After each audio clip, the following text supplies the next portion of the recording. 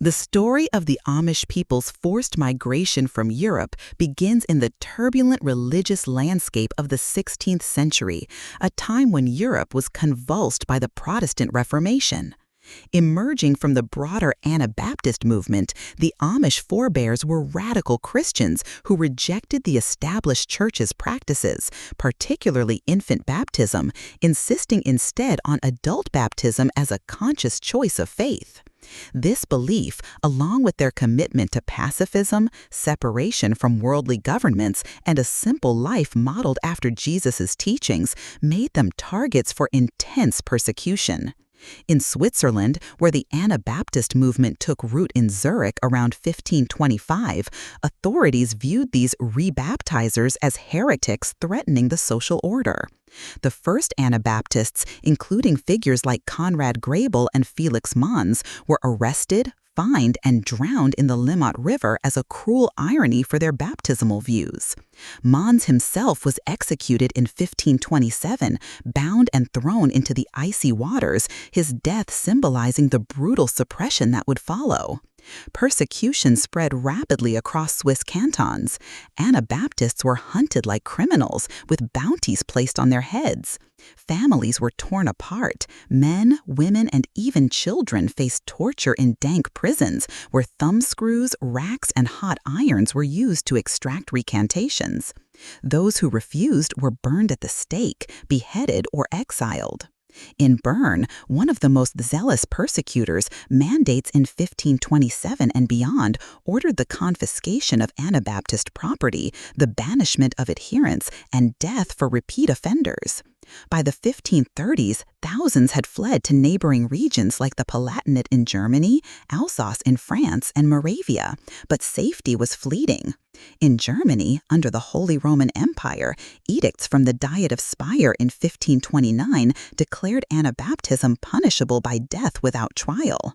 Stories abound of Anabaptists hiding in forests and caves, holding secret worship services at night, whispering hymns from the Ausbund, their cherished hymn book born of prison cells. The Anabaptists' refusal to swear oaths, serve in armies, or participate in state churches further alienated them. Governments feared they undermined civic loyalty, especially during wars like the Peasants' War of 1525, though most Anabaptists were pacifists. In the Netherlands, under Spanish rule, the Inquisition targeted them viciously. Thousands perished in flames or on scaffolds. Menno Simons, a former Catholic priest who joined the movement in 1536 and lent his name to the Mennonites, evaded capture by traveling incognito, preaching non-resistance and communal living. His writings urged believers to endure suffering as Christ did, but the toll was immense.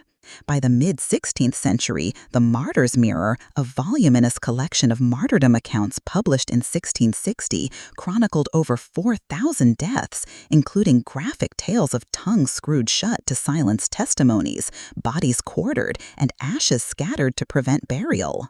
As the 17th century dawned, persecution ebbed in some areas but intensified in others. In Switzerland, Anabaptists were forced into remote alpine valleys, eking out livings as tenant farmers on marginal lands. They developed resilient agricultural skills, rotating crops and dairying, which would later serve them in America. Yet edicts continued. In 1659, Bern authorities rounded up families, shipping them down the Rhine to uncertain fates. Many ended up in the Palatinate, where tolerant princes allowed settlement, but wars like the 30 Years' War, 1618-1648, devastated the region, bringing famine, plague, and renewed harassment. French invasions under Louis XIV in the late 1600s further displaced them, with Amish precursors fleeing to Alsace, where they intermingled with other Anabaptists. It was in this crucible that the Amish distinctively emerged. In 1693, Jakob Amann, a Swiss tailor turned elder in Alsace, sparked a schism within the Swiss Brethren, Mennonites. Amen advocated stricter discipline, rigorous shunning, miting of excommunicated members, foot washing in communion, uniform plain dress, and avoidance of worldly trimmed beards or fancy clothing. Opposed by Hans Reist and others who favored leniency, Amen's followers were dubbed Amish after him. The split was bitter, families divided, and Amen excommunicated dissenters. Persecution amplified the rift. Amish, being more conservative, faced heightened scrutiny. In Sainte Marie aux Mines, Alsace, where Amen preached, authorities expelled Amish families in 1712, citing their refusal to pay tithes or swear allegiance. They scattered to Lorraine, Montbéliard, and the Palatinate, but tolerance waned. In 1717, Zurich mandated the deportation of persistent Anabaptists, some chained and sent to galleys as slaves. Economic hardship compounded religious torment. As tenant farmers, Amish paid exorbitant rents to lords, and wars ruined harvests. Crop failures in the 1720s and 30s led to starvation. Children were apprenticed out, families fragmented. Reports from the era describe Amish homes raided, Bibles burned, and livestock seized. Women, often left to manage farms while husbands hid, endured interrogations and assaults. In one infamous case in Bern, 1743, an Amish family was publicly whipped before exile. The cumulative effect was a desperate push toward emigration. William Penn's Pennsylvania, advertised in Europe as a haven for persecuted sects, beckoned with promises of religious freedom and cheap land. Quaker agents recruited Anabaptists, offering 50-acre head rights. The first documented Amish migration began in the early 18th century. In 1717, a small group arrived in Philadelphia, but organized waves started in 1737 with the Charming Nancy, carrying 21 Amish families from the Palatinate. The voyage was harrowing. Cramped quarters, disease, and storms claimed lives. One passenger, Hans Zimmermann, lost his wife and child at sea. Landing in Philadelphia, they trekked to Berks County, settling along Northkill Creek in 1740, the first identifiable Amish community in America. Names like Yoder, Stutzman, and Hertzler dotted deeds. Bishop Jacob Hertzler arrived in 1749, solidifying leadership. By 1750, about 500 Amish had crossed, fleeing ongoing expulsions. In Europe, the Amish population dwindled. The last German congregation merged with Mennonites in Ixheim in 1937. In Pennsylvania, initial relief was tempered by challenges. The French and Indian War, 1754-1763, brought insecurity. Amish farms were raided, families massacred at Northkill in 1757. This prompted relocations to safer Lancaster County, where fertile limestone supported their farming. Yet, echoes of European persecution lingered. Militia demands clashed with pacifism, leading to fines or imprisonment. A second migration wave in the mid-19th century, post-Napoleonic Wars, brought 1,500 more, settling in Ohio, Indiana, Illinois, and Ontario. Drawn by land grants after the War of 1812 halted earlier flows, they escaped renewed European pressures, including conscription and taxes. In America, the Amish faced subtler harassments. During the Revolutionary War, their non-resistance led to accusations of Toryism. Properties were confiscated. In the 19th century, schisms over adaptation, like the 1850s debates on meeting houses and baptism methods, mirrored European divisions.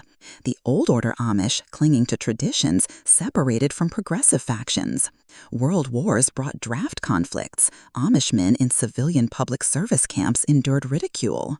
School consolidation in the 20th century sparked arrests for truancy, culminating in the 1972 Supreme Court case Wisconsin v. Yoder, affirming their right to limit education. Throughout, the Amish preserved their identity amid adversity. Their forced exodus from Europe, driven by centuries of torment, forged a resilient diaspora. In North America, they built thriving communities, numbering over 350,000 today, still farming, still plain, still echoing the martyr steadfastness. The harassment that scattered them ultimately rooted them in new soil, where faith bloomed anew. But to fully grasp the depth of their suffering, one must delve deeper into individual stories. Take Dirk Willems, an Anabaptist in the Netherlands, captured in 1569. Fleeing across ice, he turned back to save his pursuer who fell through, only to be arrested and burned. Such tales filled the Martyr's Mirror, read in Amish homes today. Or consider the Bernese Anabaptist hunts. In 1771, over 700 were imprisoned, many dying of starvation. Women like Barbara Habiger, tortured in 1538, refused to recant, facing drowning. Migration narratives are equally poignant. The 1738 Virtuous Grace carried families like the Millers, who buried infants at sea. In Pennsylvania, early settlers contended with Native American conflicts. The 1757 massacre killed 11 at Northkill, including children scalped. Survivors like Barbara Leininger were captive for years. As settlements grew, internal persecutions arose. Shunning meant to restore sinners, sometimes fractured families. In 1865, the Great Schism in Mifflin County, Pennsylvania, over issues like buggy styles led to excommunications, echoing Ammon's divide. Yet resilience prevailed. In Ohio's Holmes County, founded in 1808 by migrants from Pennsylvania, Amish endured economic slumps and anti-German sentiment during World War I when their language was suppressed. Schools were vandalized, beards pulled in public. In modern times, harassments persist subtly. Tourist intrusions, zoning disputes, even violence like the 2006 nickel mines shooting, where Amish forgave the perpetrator, embodying their faith. The forced migration, born of Europe's unrelenting outside, shaped the Amish ethos of separation, humility, and community. From alpine hideouts to Lancaster fields, their journey is a testament to enduring faith amid adversity. Expanding on the European context, the Reformation's chaos provided fertile ground for Anabaptism. Martin Luther's 1517 Theses sparked reform, but Anabaptists went further, rejecting sacraments as mere symbols. In Zurich, Grebel's circle baptized adults in 1525, defying Zwingli. Persecution ensued, banishments in 1526, drownings by 1527. In Austria, under Habsburgs, Anabaptists like Jacob Hutter founded communes, but were expelled in 1622, fleeing to Moravia, then Russia. Amish ancestors, mostly Swiss-German, stayed in Rhineland pockets. Ammon's schism in 1693 stemmed from disputes in St. Marie-aux-Mines. He demanded stricter Meidung. When refused, he banned opponents. By 1700, Amish were distinct but small, perhaps 200 families. Persecution peaked in the 1710s. Louis XIV's revocation of the Edict of Nantes in 1685 affected Protestants, indirectly pressuring Anabaptists. In Switzerland, the 1710 Taufer Jog Anabaptist hunt captured dozens, selling them as galley slaves to Venice. Emigration agents like Christopher Sarr printed pamphlets luring them to Pennsylvania. The 1727 St. Andrew brought early Mennonites. Amish followed. Upon arrival, cultural shocks awaited. English laws required oaths for naturalization, which Amish refused, remaining aliens. Land disputes with speculators led to evictions. In the 19th century, European revolutions of 1848 spurred more migration. Amish from Alsace, facing conscription, sold farms cheaply, arriving impoverished. In America, Civil War draft substitutions cost $300, burdening communities. Some fled to Canada. The 20th century brought school battles. In 1937, Iowa Amish were jailed for defying consolidation. The 1960s saw arrests in Ohio, leading to the landmark Supreme Court victory. Harassment evolved, media sensationalism, zoning laws blocking buggy lanes, even puppy mill accusations stereotyping them. Yet, the Amish thrive, their migration story a saga of survival. From Europe's fires to America's freedoms, their path illuminates human resilience. To elaborate, consider the socioeconomic layers. In Europe, Anabaptists were often artisans or farmers, but persecution barred ownership. In the Palatinate, they reclaimed war-torn lands, gaining reputations as skilled agriculturalists. Migration costs were steep, 10 to 20 pounds per person for passage, equivalent to years' wages. Many indentured themselves. In Pennsylvania, William Penn's 1681 charter guaranteed liberty, attracting 100,000 Germans by 1775, including Amish. Settlements like Conestoga in Lancaster grew, but Indian wars displaced them. The 1763 Paxton Boys massacre of Conestogas indirectly affected Amish neighbors. Post-migration, divisions continued. The 1815 arrivals were more liberal, joining Beachy or Mennonite groups. Today, Amish migration within America to escape urbanization mirrors historical patterns, seeking isolation from worldly pressures. The harassment narrative is ongoing, but their faith endures, a living legacy of Europe's lost children. Diving into specific regions, in Switzerland's Emmental Valley, Amund's birthplace, families like the Amunds endured property seizures. In 1690, Jacob was exiled, wandering to Alsace. In France's Montbéliard, under Württemberg rule, Amish thrived briefly but faced expulsion in 1759. German Palatinate offered refuge post-30 Years' War, but 1709's harsh winter and French invasions forced thousands to London, then America. Ships like the 1749 Phoenix carried mixed Anabaptists, with mortality rates up to 50%. In Berks County, the Northkill Settlement's 1757 attack left scars. Survivors' diaries describe terror. Lancaster's allure was its Quaker tolerance. By 1780, 8 Amish districts existed. 19th-century migrants faced cholera on voyages, losing half in some cases. In Ontario, 1820 settlers fled U.S. draft fears. Harassment in America included 1918's slacker raids during World War I, where Amish were beaten for pacifism. WW2's CPS camps isolated men, testing faith. Post-war, Social Security battles in the 1950s led to IRS seizures of horses, resolved by 1965 exemptions. The 1970s Yoder case argued education beyond 8th grade threatened their way, winning on religious grounds. Contemporary issues, 2011 beard-cutting attacks by a splinter group, or anti-Amish bias in custody cases. Through it all, the Amish's forced migration forged a people defined by perseverance, their European torments a foundational myth sustaining identity.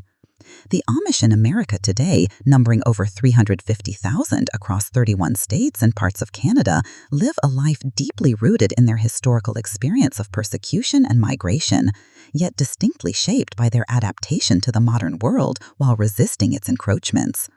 Concentrated primarily in Pennsylvania, Ohio, and Indiana, with significant communities in Wisconsin, Michigan, Missouri, and New York, they maintain a separatist ethos guided by the Ordnung, an unwritten code of conduct emphasizing simplicity, community, and submission to God's will. Their lifestyle reflects a deliberate rejection of many modern conveniences, driven by a theology that prioritizes humility, family, and spiritual purity over individualism and technological progress. Yet, their existence in contemporary America is not without tension as they navigate economic pressures, cultural scrutiny, and occasional hostility, all while preserving a way of life that has endured for centuries.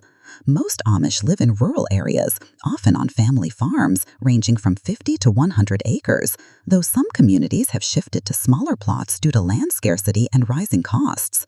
In Lancaster County, Pennsylvania, home to one of the largest and oldest Amish settlements, fertile limestone soil supports diversified farming, dairy, poultry, and crops like corn, soybeans, and alfalfa. Dairy farming remains a cornerstone, with many Amish milking cows by hand or using diesel-powered systems compliant with their religious restrictions on electricity. In Holmes County, Ohio, the largest Amish community, with over 35,000 residents, agriculture is supplemented by cottage industries. Here and in places like Chippewana, Indiana, Amish families operate woodworking shops, quilt-making businesses, and bulk food stores, serving both their communities and the broader English, non-Amish market. These enterprises reflect a pragmatic adaptation to economic realities, as farming alone often cannot sustain growing families in regions where land prices have soared, sometimes exceeding $20,000 per acre in Lancaster. Family is the bedrock of Amish society. Households are large, averaging 6 to 8 children, reflecting a belief that children are a blessing from God.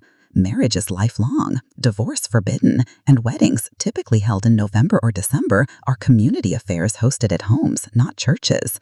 The Amish reject higher education, generally ending formal schooling after 8th grade, as affirmed in the 1972 Supreme Court case Wisconsin v. Yoder, which exempted them from compulsory education laws on religious grounds. Children learn practical skills, farming, carpentry, sewing, through apprenticeship within families. Education occurs in one-room schoolhouses, taught by young Amish women, emphasizing reading, writing, arithmetic, and moral instruction over worldly subjects like science or literature. This limited schooling fosters insularity but ensures cultural continuity, though it draws criticism from outsiders who view it as restrictive. Religion permeates every aspect of Amish life. They worship in homes or barns, rotating services every other Sunday, with sermons in Pennsylvania Dutch, a German dialect, and hymns sung a cappella from the Ausbund, the same hymn book used by their persecuted ancestors. Bishops, chosen by lot, wield significant authority, interpreting the ordinance and enforcing discipline, including shunning, Meidung, for serious infractions like marrying outside the faith or adopting forbidden technologies. Pacifism remains non-negotiable, a legacy of Anabaptist martyrdom. During the Vietnam War, Amish men served in civilian public service or paid exemption fees, avoiding military drafts. Their faith also dictates plain dress. Men in broad-fall pants, suspenders, and wide-brimmed hats. Women in long dresses, aprons, and cops, head coverings, symbolizing modesty and separation from mainstream fashion. Technology is a constant point of negotiation. The Amish do not categorically reject it, but evaluate its impact on community cohesion. Electricity from public grids is typically banned, seen as a conduit to worldly temptations like television or the internet. However, some communities permit battery-powered lights, shared community telephones, or diesel generators for farm equipment. Bicycles or scooters are common, but automobiles are forbidden. Horse-drawn buggies, varying by community, black in Lancaster, gray in Holmes County, white in New Wilmington, remain the primary transport. This selective adoption causes internal debates. Progressive Amish may use cell phones for business, risking admonishment, while old order groups hew strictly to tradition. In 2019, an estimated 90% of Amish households lacked grid electricity, but in entrepreneurial hubs like Middlefield, Ohio, some integrate solar panels or propane-powered appliances, blurring traditional lines. Economically, the Amish thrive, with a net worth often rivaling their non-Amish neighbors due to frugality, communal support, and diversified income. Beyond farming, many work in construction, manufacturing, or retail, especially in areas like Geauga County, Ohio, where Amish carpenters are renowned for quality craftsmanship. Home-based businesses, bakeries, harness shops, furniture stores cater to tourists who flock to Amish regions, generating millions in revenue but also friction. In Lancaster, tourism generates over $1 billion annually, but locals lament intrusive photography or traffic-clogging buggy routes. Some Amish capitalize on this, selling quilts or preserves, while others resent the gawking that disrupts their privacy. Social challenges persist. The Amish face stereotypes, portrayed as quaint relics or backward Luddites in media. Reality TV shows like Amish Mafia or Breaking Amish exaggerate or distort their lives, ignoring their diversity. Old Order, New Order, Beachy Amish. Health issues arise from genetic isolation. Communities like those in Adams County, Indiana, report higher rates of rare disorders like Cohen syndrome due to intermarriage. Access to health care is limited, as most lack insurance, relying on church funds or negotiated hospital discounts. During the COVID-19 pandemic, some Amish resisted vaccines, citing religious autonomy, though others complied to protect elders. Data from 2020 showed vaccination rates in Holmes County lagged behind state averages, with some communities hit hard by outbreaks. Harassment, though less overt than in Europe's past, continues. Zoning disputes over outhouses or buggy sheds spark legal battles. In 2017, Ohio Amish families faced fines for violating building codes. Anti-Amish sentiment occasionally flares, as in 2011's Bergholtz, Ohio, beard-cutting attacks, where a renegade Amish group assaulted rivals, shocking communities. The 2006 nickel mine school shooting, where a gunman killed 5 Amish girls, tested their commitment to forgiveness. The community's response, embracing the shooter's family, garnered global admiration, but also highlighted their vulnerability in an open society. Traffic accidents involving buggies, sometimes fatal, are rising with urbanization. In 2023, Pennsylvania reported 67 buggy-related crashes. Rumspringa, the period when Amish youth explore the outside world before baptism, is often misunderstood. Most, about 80 to 90%, choose to join the church, drawn by family ties and faith, not coercion. Those who leave face shunning, though some communities allow limited contact. Ex-Amish often struggle, lacking formal education or social networks.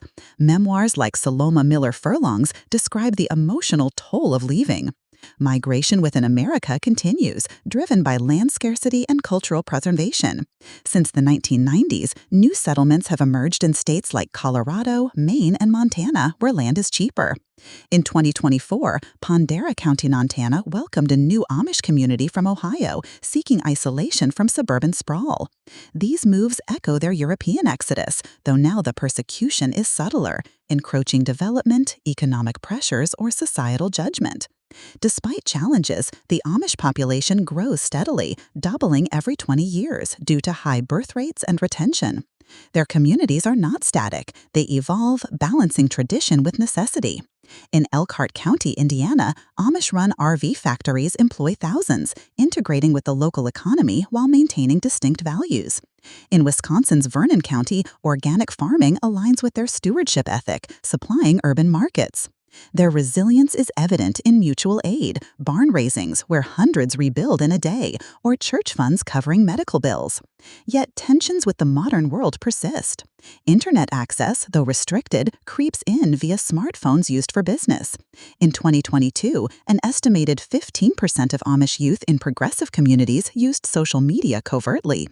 Government regulations like Social Security or child labor laws spark conflicts. The Amish won exemptions from the former in 1965, but face ongoing scrutiny over youth working in sawmills or construction. Environmental debates also arise. Manure runoff from farms draws criticism, though many adopt sustainable practices. The Amish today embody a paradox. Rooted in 17th century ideals, they navigate 21st century realities. Their faith, forged in Europe's fires, sustains them in America's complexities, a testament to endurance amid a world that both admires and misunderstands them.